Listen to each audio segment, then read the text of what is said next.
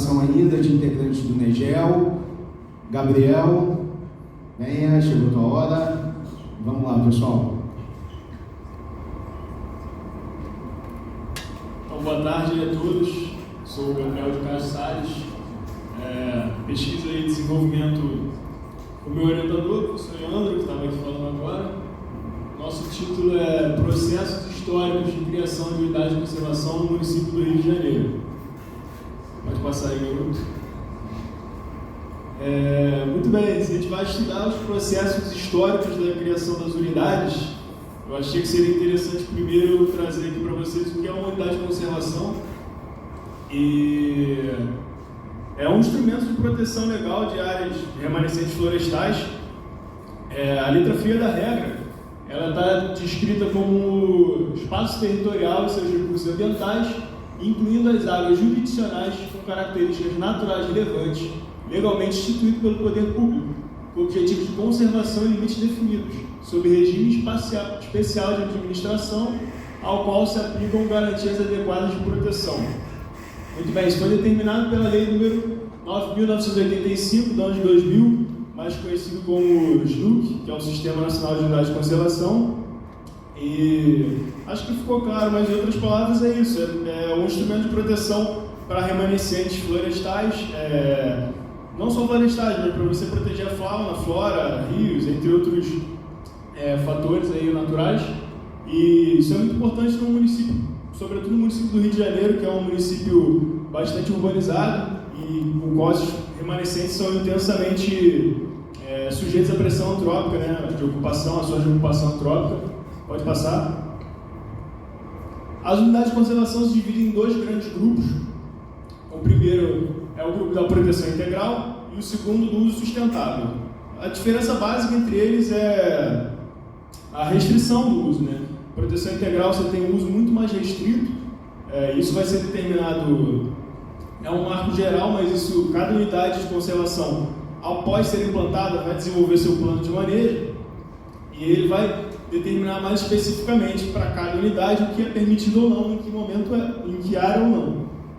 De proteção integral nós temos essas categorias: estação ecológica, monumento natural, parque nacional, estadual ou municipal, refúgio da vida silvestre ou reserva biológica. Como eu disse, elas possuem uso muito mais restrito, geralmente apenas para visitação.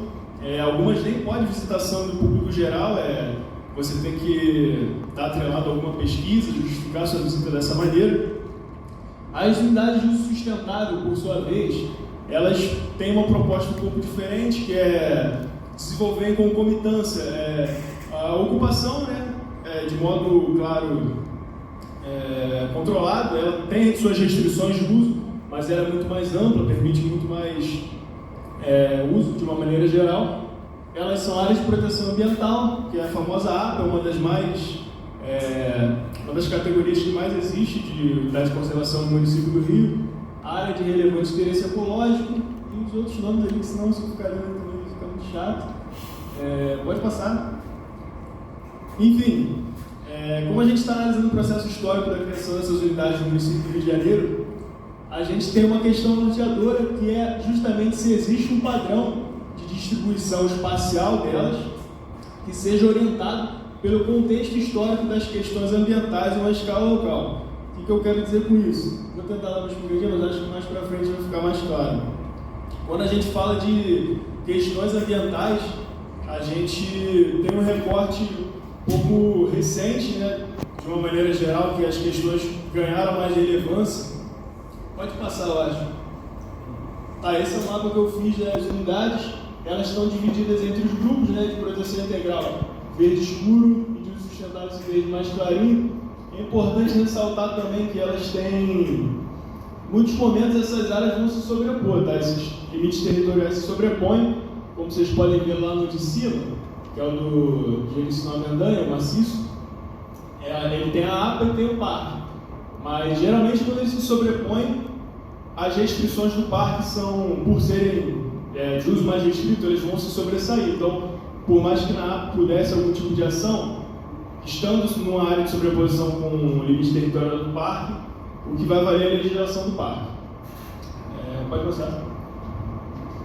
Então, quando a gente está falando de unidade de conservação de questões ambientais, eu achei que seria interessante lembrar de novo também que é uma pesquisa que está no seu início, então eu quis usar o espaço aqui para criar uma reflexão. Então vão ter poucos dados, resultados, né? Eu vou falar também dos resultados esperados, mas muito mais para reflexão, vou falar um pouco dos conceitos que tem por trás disso. Então, as questões ambientais. Voltando um pouquinho no tempo, na década de 50, 60, as duas seguintes à Segunda Grande Guerra, a gente viu a ideologia do progresso ou desenvolvimento se instaurar nessas duas décadas seguintes e as questões ambientais começaram a ganhar relevância nesse contexto. Interessante só fazer a menção ao autor Porto Gonçalves, que essa palavra desenvolvimento, só para fazer vocês pensarem um pouco sobre o termo, ele separa des e envolvimento, como se o desenvolvimento vigente hoje, da nossa sociedade capitalista, que tudo mercantiliza,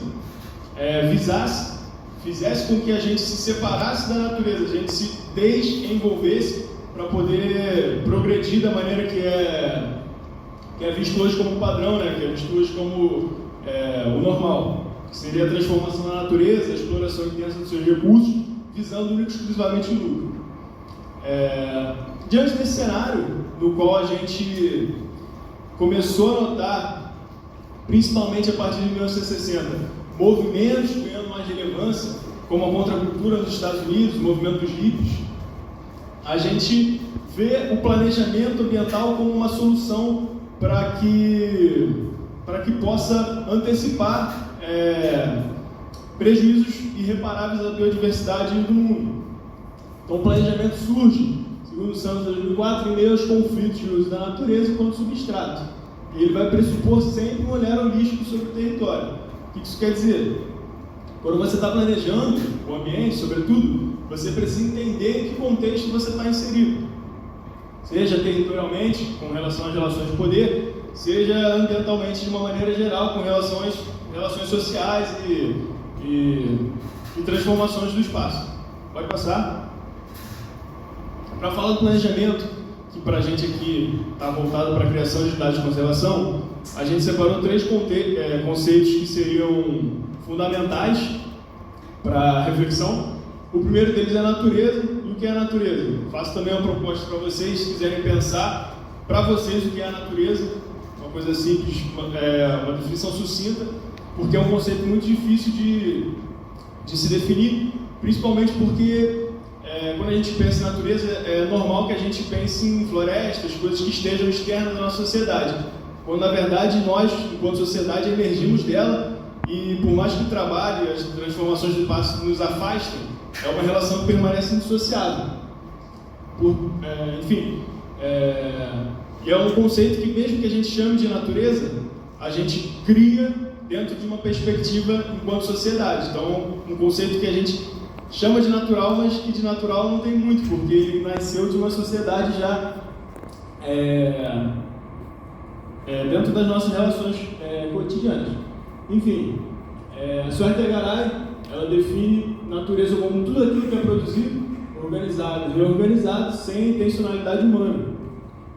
E na Grécia Antiga, os sofistas definem a natureza como physis, que seria tudo aquilo que veio antes da criação das leis, portanto, tudo aquilo que veio antes da criação das sociedades, enquanto um todo, e que por isso não obedeceria às dinâmicas da sociedade. Se ela veio antes da criação das leis, é algo que não pertence ao mundo no qual conhecemos hoje. Pode passar. Ambiente e território.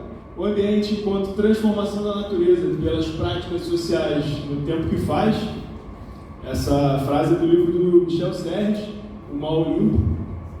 E o ambiente a gente entende aqui, como o Rob falou, não só a visão natural, não só a visão social, mas uma interação entre as duas. Então, todas as transformações que a natureza sofreu ao longo desses anos e as relações sociais que se estabeleceram após essas transformações vão estar em voga diante desse conceito e vão estar em voga diante quando você vai planejar uma unidade de conservação. Você precisa entender em que ambiente ela está inserida, que lógicas estão ali por trás, para você entender a dinâmica e não saber onde você está pisando. Para o território, a mesma coisa, é fundamental. O território são projeções espaciais das relações de poder. Essa frase foi retirada do livro Marcelo Alves Souza, Ambientes e Territórios, mas é um conceito que vem antes do Rafestan, se não me engano, o professor de Mono está aí, não estou vendo, aí me falou, eu vou dar uma olhada, mas é uma ideia que foi retirada do livro dele, mas que é um conceito antigo também. São as projeções espaciais das relações de poder. De imagem eu trouxe os países, porque eu achei que ia ser mais fácil de entender. A soberania de uma nação, ela vai até onde seu território se desenha. Mas, o que vai interessar para a gente no nosso recorte espacial é o território do município do Rio de Janeiro, que é extremamente fragmentado, principalmente entre as relações de poder paralelo. Esse mapa foi retirado de uma reportagem do G1 de 2020, elaborada pelo Disque Denúncia, elaboração Fogo Cruzado, GN e UF, Neve, USP e Pista News. Mostra. Aí está mostrando do estado, né? Mas o município está ali, dá para ver. Milícia, o Comando Vermelho, Terceiro Comando Puro, enfim, esses poderes que existem dentro do nosso território. E é interessante você ter noção deles, porque se você insere uma unidade de conservação, e a gente tinha que ter trazido o mapa das áreas verdes, né, com a milícia, não ficou faltando, que aí seria mais fácil de perceber, porque essas unidades elas vão estar existindo em concomitância com esse poder paralelo. Então, você vai estar inserido num território, beleza, esse território aqui ele não pode ser, ele vai ser preservado, ele não pode ser destruído, mas aí, você está inserido numa área de milícia, numa área de comando vermelho. São coisas importantes para quando a gente está falando de planejamento. Pode passar. Aqui os 3 conceitos eu fiz esse mapa para tentar fazer um ciclo entre eles, a natureza, o ambiente e o território. Da direita, a natureza se relacionando com o território enquanto disputa por substrato material, entendendo isso como relações entre espaço e poder, chega no território, e a natureza para a esquerda, relacionando-se com o ambiente, enquanto subordinação da natureza, rebaixada historicamente a coisa que o Homo sapiens tem direito de se apropriar e usar da maneira que bem entende, e criada no território do município do Rio de Janeiro. Até 1983, nesse período, foram 9 parques criados. Todas as unidades criadas foram parques, de 84 a 90. Mesma coisa, só que para APAs, todas as unidades criadas são APAs, e a gente foi periodizando isso, as criações, e o que a gente encontrava de influência num contexto global para uma escala local. Então aqui eu chamei de Era Eco 92, porque de 91 a 93 foi um boom de criação de unidade de conservação no município do Rio, e aí provavelmente atribuída à ocorrência da Eco 92 aqui no Rio de Janeiro. Em 94, inclusive, a Secretaria do Meio Ambiente da cidade é criada, muito por conta também, provavelmente, dessa influência desse grande evento. 99 e 2001, Era do SNUC, também outro boom, 12 unidades criadas no município, e 2000 foi a lei que eu citei no início. 2014 e 2020, tem gaps, né? Dá para ver buracos, mas porque ainda não consegui periodizar de uma maneira geral. 2004 e 2021, uma unidade é criada, estou chamando de desmonte ambiental, e a partir de 2001 volta as criações, a gente está chamando de retomada científica. E essa setinha aqui embaixo é só para tentar relacionar a ocorrência apenas de parques com a ótica corretiva, que era a ótica vigente no contexto ambiental, numa escala global, que era uma ótica de tentar corrigir os erros humanos, né, com o desgaste da natureza. Então eram mais preservativos, eram políticas de maior restrição para tentar de fato reparar de uma maneira mais abrupta.